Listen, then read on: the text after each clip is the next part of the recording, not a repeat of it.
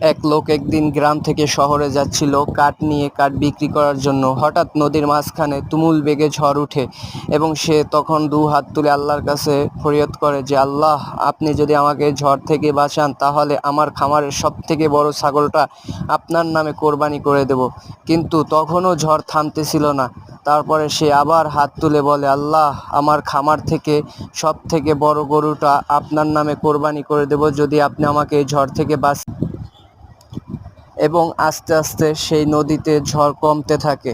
ঝড় কমার পরে সে নদীর কিনারায় গিয়ে শহরে গেলেন, বাজারে গিয়ে কাঠ বিক্রি করলেন এবং তার সম্পূর্ণ ঘটনাটা তার বাসার সবাইকে বললেন। বলার পরে তার গ্রামের সমস্ত লোককেও সেই কথাটা বললেন এবং গ্রামের লোকগুলি বলল, তাহলে তোমার প্রয়োজন এখন তোমার খামার থেকে সবথেকে বড় গরু এবং বড় ছাগলটাকে আল্লাহর রাস্তায় কোরবানি করার।